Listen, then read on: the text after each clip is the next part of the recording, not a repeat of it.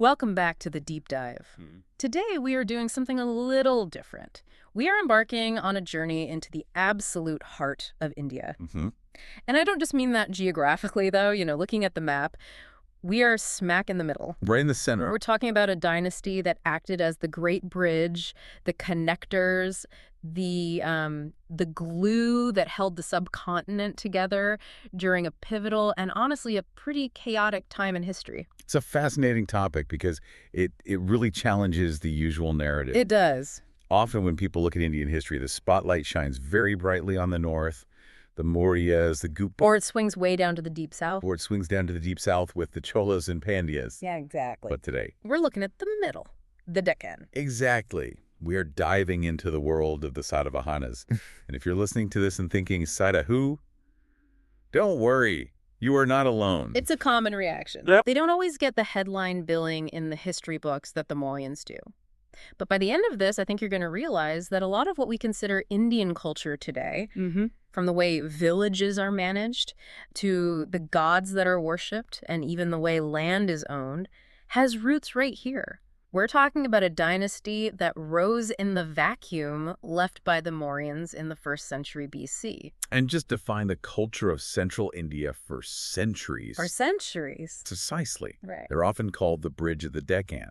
And that's not just some, poetic title. Right. They physically and culturally connected the north to the south. They connected the coast to the deep hinterland.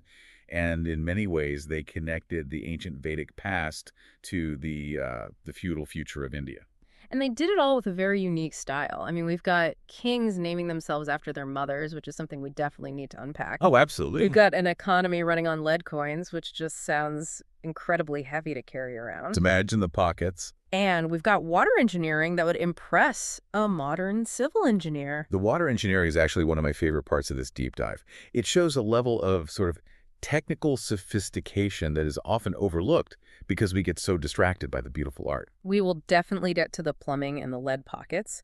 But first, we have to address a bit of a cold case file regarding their identity. Yes. Because if you open the ancient texts, specifically the Puranas, you won't find a chapter titled the Satavahanas. That's right. This is the first mystery we have to solve to really understand who we're talking about. The Puranas, which are these, ancient chronicles of kings, sages, and myths, consistently refer to this dynasty as the Andhras. The Andhras, okay. Yeah. Or, and I saw this other term, Andhra-Britya. Andhra-Britya. That is a mouthful. What does that actually mean? Well, it breaks down into two parts. You have Andhra, which refers to a people or a tribe, and Britya, which means servant or dependent. Servant, yeah. So it roughly translates to servants of the Andhras, or perhaps Andhras who were servants. The implication here is that before they were the big bosses, they were subordinates. Likely feudatories or officials serving the Mauryan Empire. When that empire fell apart, they stepped up. Okay, so the text called them the Andhra servants. But here's the catch that I found confusing in the research. In their own inscriptions, the writing they carved into stone to tell us who they were, they never used the word Andhra. Not once. Not a single time. Never. In their own records, they are always and only the Satavahanas. So it's like a historical alias. The texts call them one thing, they call themselves another. Why the disconnect? It's likely a distinction between, say, tribal identity and dynastic identity. Andhra was probably the tribe or the ethnic group they belonged to. Okay, the broader group. The broader group, exactly. Yeah. But Satavahana was the specific family or clan name, the Kula.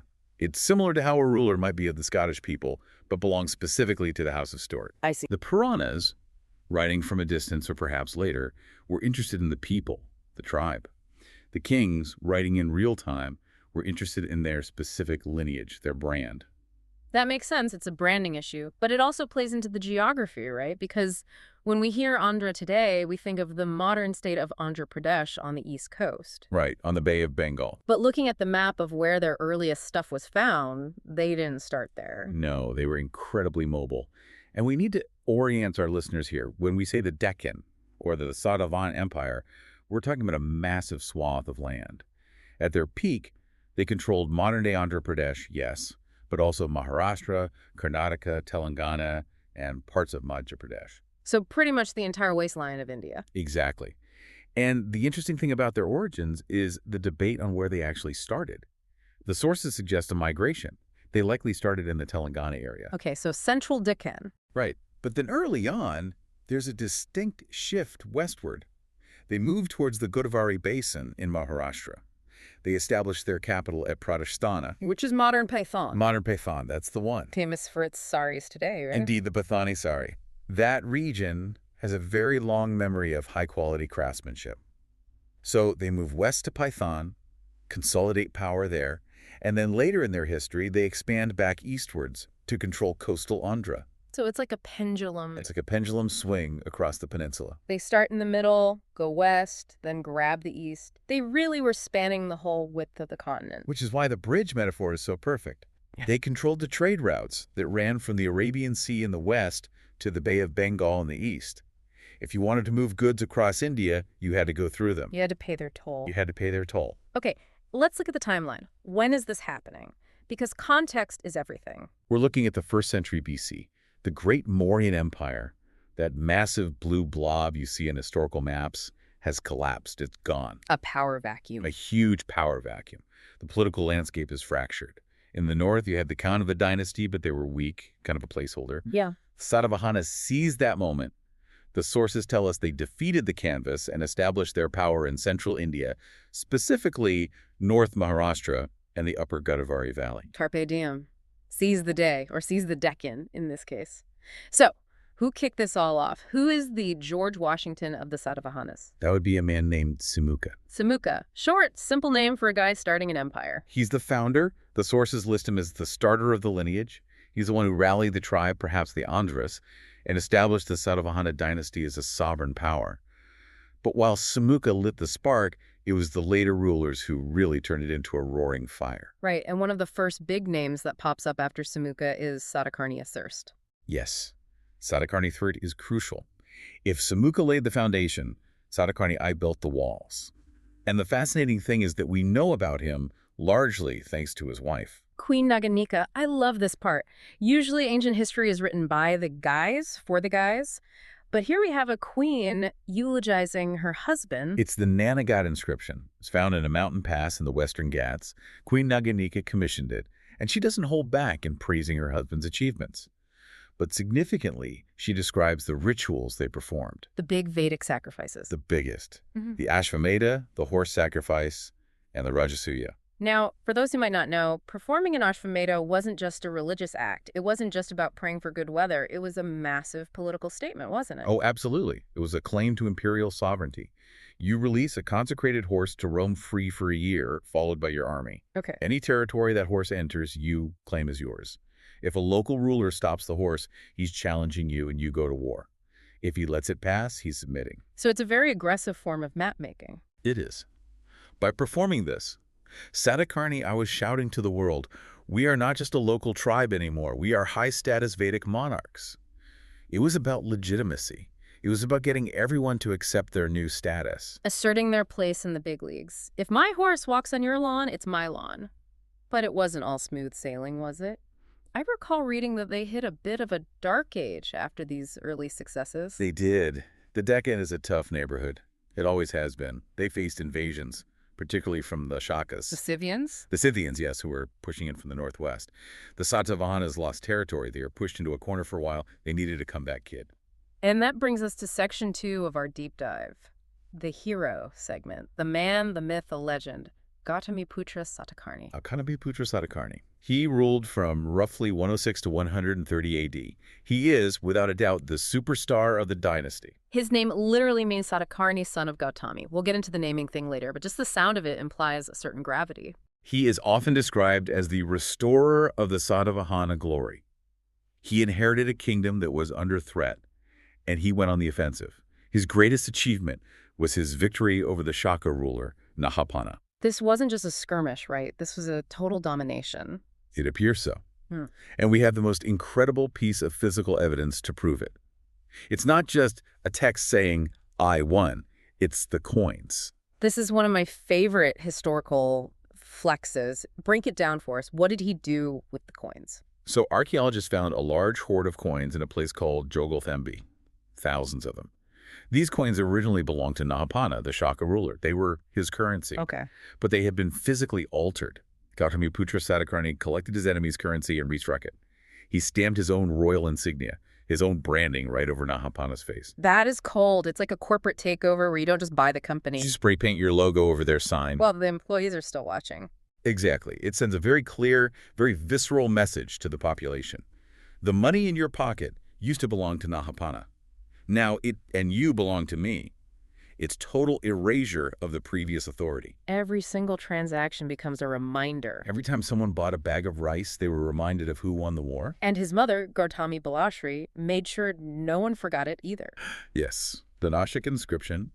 Similar to Queen Naganika earlier, here we have a mother praising her son in a huge Pelican inscription. She calls him the destroyer of Shakas, Pallavas, and Yavanas. So Shakas, Parthians, and Greeks. Right. She's essentially saying he defeated all the foreign invaders. He was the protector of the homeland. He also had some pretty lofty titles. Raja Raja, King of Kings. And Lord of Vindhya, claiming control over the mountain ranges that separate North and South India. But there was another title, or rather a claim, that is very significant socially. He claimed to be a unique Brahmana and the upholder of Dharma. Unique Brahmana. That's interesting because earlier you mentioned they might have been a tribe from the Deccan Andhras. Now he's claiming the highest status in the caste hierarchy. Exactly. This is a perfect example of what sociologists call Sanskritization. As they became powerful kings, they adopted and promoted the Vedic social order to legitimize their rule. He specifically boasted of stopping the contamination of the four varnas, preventing the mixing of castes. So he's presenting himself as the defender of social purity and tradition. A conservative hero, in a sense. He's making a claim. Even if his own origins might have been outside that strict system initially. In a sense, yes. He was solidifying the social hierarchy that placed him and the priests at the top. He was saying, I am the wall that protects our traditions from these chaotic foreigners. It's a very powerful message. So Gautamiputra saves the empire, beats the bad guys, and stamps the coins. Who comes next? His son, Vasishthaputra Pulamavi. He ruled from 130 to 154 AD. He didn't just rest on his father's laurels, he consolidated. He's the one who really solidified the capital at Python on the Godavari. But the fighting didn't stop, did it? It seems like this era was just a constant back-and-forth tennis match of war. It was. It was a very violent neighborhood.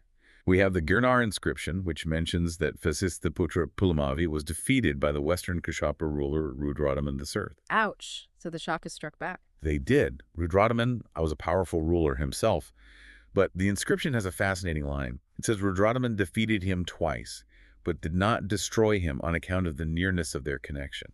Nearness of their connection. What does that mean? It likely means they were related by marriage. It implies that despite the wars, there were alliances. Pulamavi may have been Rudradaman's son-in-law. Wow. So they were fighting, but they were also intermarrying. It adds a layer of complexity. It wasn't just total war. It was family politics. It's like a really intense Thanksgiving dinner. Laughs with armies. And then we have one last major figure in this great kings lineup, Yagnashri Satakarni. Yagnashri, the last hope. Ruling from 165 to 194 AD. He is often called the last great hope of the dynasty. He managed to recover North Konkan and Malwa from the Shakas, regaining some of that lost territory. But what makes him really stand out to historians isn't just the land war, it's the water. The coins again, right, but not restamped ones this time. No. Yagnashri issued his own unique coins featuring a ship motif, a double-masted ship, sometimes with a fish and a conch shell. Which is surprising for a dynasty we usually associate with the central Deccan plateau. Why ships? It tells us that by his reign, overseas trade and maritime power were vital. They controlled the coasts. They were engaging in international commerce, likely with Rome and Southeast Asia. So the economy had shifted. It had. The ship on the coin is a statement. We rule the waves as well as the land. It's a symbol of their economic power, which was now tied to the global sea lanes. That is a perfect segue into something we've touched on a few times, the names. Gautamiputra. Vasishthaputra, son of Gautami, son of Vasishthi. I think for a modern listener or even a casual historian, this screams matriarchy. It does, doesn't it? And it's a very common aha moment that people have. Oh, look, they valued women so much, they named the kings after them. Women must have ruled. But I feel a massive but coming. But unfortunately, that's not quite the case. We have to be careful not to project modern values backward. The experts are clear. The Satavahana succession was strictly patriarchal. Father to son. Father to son. The throne passed from father to son. Gautamiputra succeeded his father and was succeeded by his son Pulumavi. So why the names? Why highlight the mom if the dad is the one passing the crown? There are two main theories. One is that it indicates matrilineal elements in their social structure. A holdover. A holdover from their tribal past, where descent might have been traced through the mother's line, even if power wasn't. Okay. And the second theory? Polygamy. Too many wives, too many sons. Exactly. If a king has multiple wives, and many of those wives come from powerful families, identifying a prince as the son of the king isn't helpful. There might be 10 of them. Right. But the son of Gautami, or the son of Vasisti, tells you exactly which lineage, which queen, and perhaps which high-status noble family the mother came from. It distinguishes him from his half-brothers. It's a logistical identifier. That makes a lot of practical sense. It's less about girl power and more about which kid is this again. It clarifies the succession line in a crowded palace. However, we shouldn't dismiss the women entirely. As we mentioned, Queen Naganya and Queen Gautamiputra issued their own major inscriptions. They had their own resources, their own voice in the historical record. They weren't just names. Not at all. Some inscriptions were even issued under the joint authority of the king and his mother. So while they weren't the monarch, the Queen Mother was a formidable political force. Visible and powerful, just not the one wearing the biggest hat. Precisely. They were key players in the power structure. Let's shift gears from the royals to the rest of the world. Let's talk about money. Section 4, economy. We already mentioned the ship coins and the restamped coins, but the material of the everyday coins is unusual. Lead. Yes. The Satavahanas are famous for their lead coins. They also used copper, bronze, and putin. Potin? Sounds like a stew. Or maybe a magical potion. That's actually a base metal alloy, a mix of copper, tin, and lead. It doesn't contain precious metals like silver or gold. But why lead? I mean, imagine walking to the market with a pocket full of lead coins. Your pants would fall down. It seems so impractical. It is heavy, yes. Yeah. But it was abundant. Lead was locally available in the Deccan. But the deeper economic implication is fascinating. The fact that they used base metals, cheap metals for currency, suggests that money was being used for everyday, small-scale transactions by regular people. How so? Well, if you only mint high-value gold coins, then only the rich can use money. You can't buy a bundle of spinach with a gold coin. It's worth too much. Right, there's no change. There's no change. But if you mint lead or copper coins, you can buy vegetables. You can pay a toll. You can buy a pod. It implies a monetized economy where regular people are using cash, not just bartering chickens for wheat. That's a really good point. If the money is cheap to make, there's more of it circulating. It suggests a high velocity of money. But they did have gold, didn't they? They did. We have evidence of iron being extracted from Karimnagar and Warrangul, and gold workings in the Kolar fields. The famous Kolar gold fields. The very same. But curiously, they didn't issue gold coins. They used gold as bullion, as stored wealth. Like keeping gold bars in Fort Knox, but using paper dollars, or in this case, lead slugs, to buy coffee. Exactly. And speaking of buying coffee, or in their case, more likely cotton, let's talk about what they were trading. Cotton was king. Cotton was huge. The region between the Krishna and Godavari rivers became a major hub for cotton production. They also practiced paddy transplantation. What is that exactly? Is it just planting rice? It's a specific advanced technique. Instead of just scattering seeds, you grow seedlings in a nursery and then transplant them into the flooded field. Oh, I see. It is much more labor-intensive, but it boosts the yield significantly. More rice means more food. More food means you can support a larger population. And more people means more cities. Exactly. And they were treating this stuff globally. You mentioned Roman coins found in the region. Lots of them. The Roman demand for Indian luxury goods, textiles, spices, gems, was insatiable. Pliny the Elder, the Roman historian, actually complained about how much gold was draining out of Rome to pay for Indian luxuries, and the Satavahanas were the middlemen, facilitating this flow from the interior to the coast. There's one specific group of traders mentioned in the sources that I found fascinating, the Gandikas. Ah, yes, the Gandikas. Originally, the word meant perfumers, people who sold scents, oils, and fragrances. Which sounds like a niche market, like selling scented candles at the mall. It does. But here is the fascinating linguistic shift. In the inscriptions, we see the term Gandhika being used so frequently as donors to caves and temples that eventually the word started to mean shopkeeper or merchant in general. That's wild. That's like if we started calling all business owners baristas because coffee shops became so popular. It shows how dominant and wealthy the perfume trade was. It drove the retail economy to the point where it defined the merchant class. They formed powerful guilds, or shrenes. And all this trade led to urbanization. Pliny, the Roman historian we mentioned, actually wrote about this, didn't he? He did. He mentioned that the Andhra kingdom had 30 walled towns. Walled towns is a crucial detail. It implies fortification, administration, and density. This wasn't a loose collection of villages. This was a civilization of cities. So we have cities, we have trade, we have lead coins and heavy pockets. How did they manage all this? How do you govern an empire that stretches across central India before the internet, before phones, before roads were paved? You need a killer admin team. The Satavahanas retained some systems from the Mauryans. Why reinvent the wheel? But they added their own innovations. They divided the empire into districts called ahara. Ahara. And they had officials like amatyas and mahamatras. These were your bureaucrats. But the real backbone of their administration, especially in the rural areas, was the military.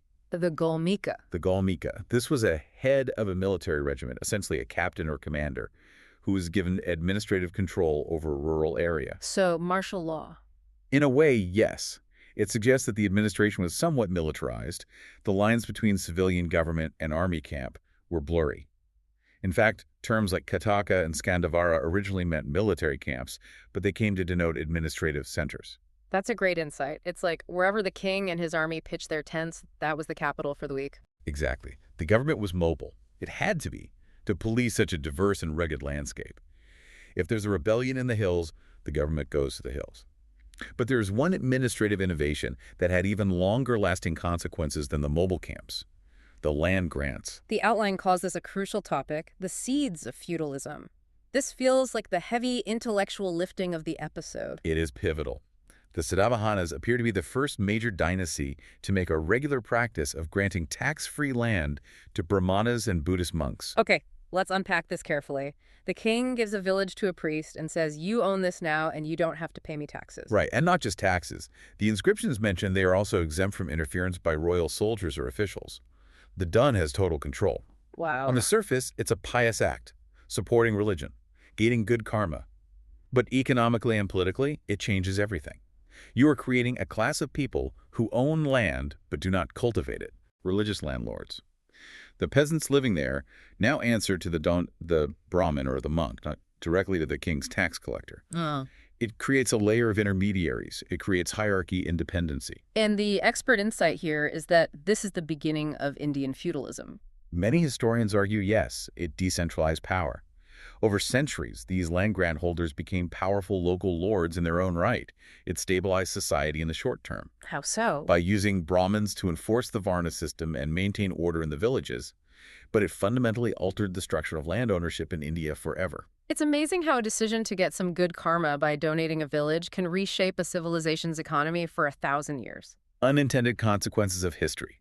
You try to solve a problem in the 1st century, and you create a structure that lasts until the 20th. Speaking of good karma, let's talk about religion. Section 6. The Satavahanas seem to be playing both sides of the fence here. It's a bit of a balancing act. A balancing act indeed. On one hand, as we discussed, the kings were very Vedic. They claimed to be Brahmanas. They performed the Ashvamedha and Vajpayee sacrifices.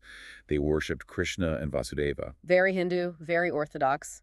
But on the other hand, if you look at the archaeology, the landscape is absolutely dominated by Buddhism. Massive stupas, caves, monasteries. Yes, the Satavahanas were huge patrons of Buddhism. Or rather, the Satavahana period saw huge patronage.